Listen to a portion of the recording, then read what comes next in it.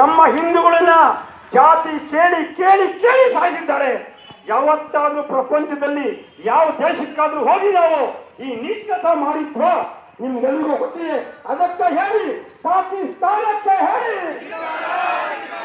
ಪಾಕಿಸ್ತಾನಕ್ಕೆ ಹೇಳಿ, ಹೇಳಿ ಪಾಕಿಸ್ತಾನಕ್ಕೆ ಹೇಳಿ.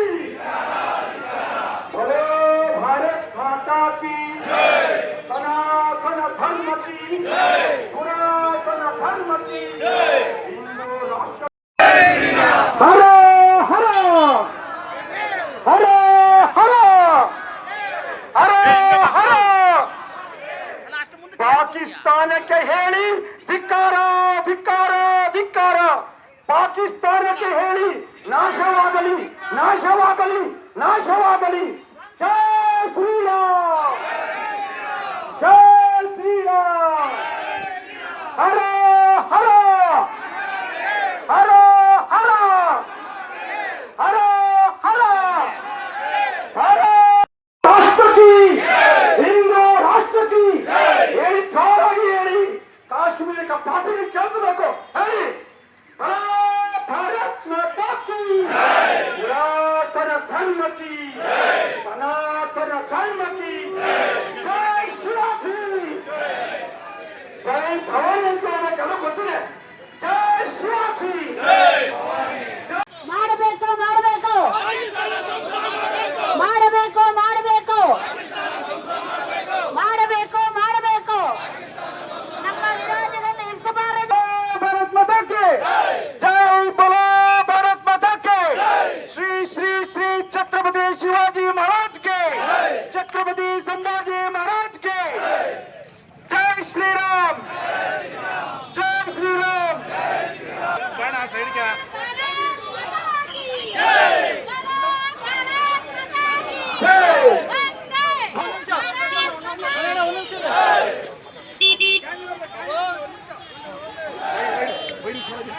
ಕಾಶ್ಮೀರ ಭಾರತ ದೇಶದ ಸಿಂಧೂರ.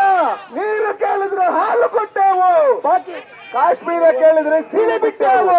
ನೀರು ಕೇಳಿದ್ರೆ ಹಾಲು ಕೊಟ್ಟೆವು, ಕಾಶ್ಮೀರ ಕೇಳಿದ್ರೆ ಸೀಳೆ ಬಿಟ್ಟೆ. ಟಾಟಾ ಎಲ್ಲಿದೆ? ದಯವಿಟ್ಟು ಕ್ಯಾಂಡಲ್ ಇಟ್ಕೊಂಡಿರೋರು ಮುಂದೆ ಬನ್ನಿ. ಕ್ಯಾಂಡಲ್ ಇಟ್ಕೊಂಡಿರೋರು ಎಲ್ಲರೂ ಕೂಡ ಕ್ಯಾಂಡಲ್. ಧಿಕ್ಕಾರ ಧಿಕ್ಕಾರ ಪಾಕಿಸ್ತಾನಕ್ಕೆ ಧಿಕ್ಕಾರ, ಧಿಕ್ಕಾರ ಧಿಕ್ಕಾರ ಪಾಕಿಸ್ತಾನಕ್ಕೆ ಧಿಕ್ಕಾರ.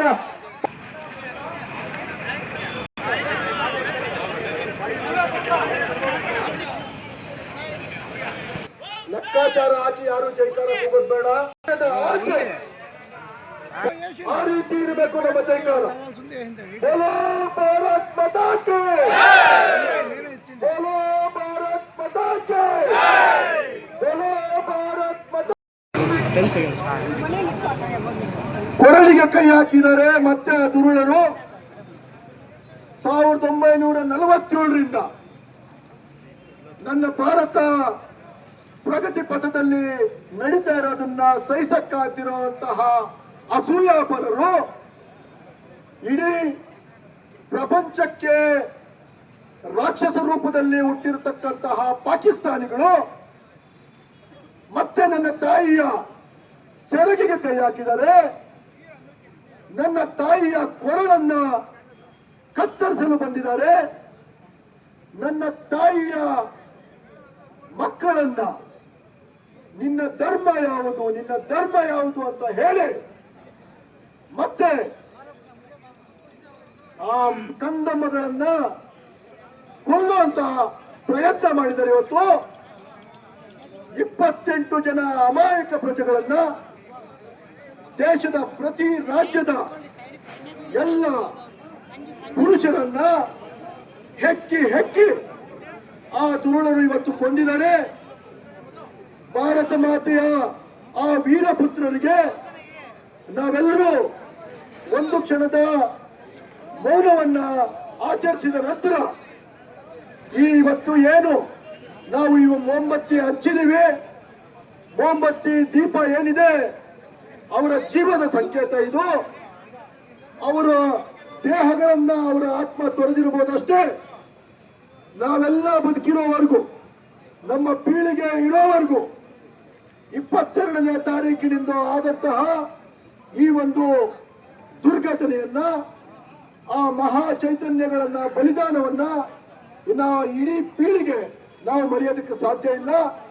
ಈ ದಿನ ಏನು ನಾವು ಇವತ್ತು ಮೊಂಬತ್ತಿ ಹಚ್ಚಿದೀವಿ, ಇದು ಅವರ ಆತ್ಮದ ಸಂಕೇತ. ಆ ಮೊಂಬತ್ತಿಗಳು ಹುರಿದ ಹಾಗೇನೆ ಅವರ ಆತ್ಮಗಳು ಸಹ ದೇವರ ಪಾದ ಸೇರಲಿ, ಅವರಿಗೆಲ್ಲ ಮೋಕ್ಷ ಸಿಗಲಿ. ಯಾವುದೇ ವೀರ ಸೈನಿಕನ ಮರಣಕ್ಕಿಂತ ಕಡಿಮೆ ಏನಲ್ಲ ಇವರ ಮರಣ.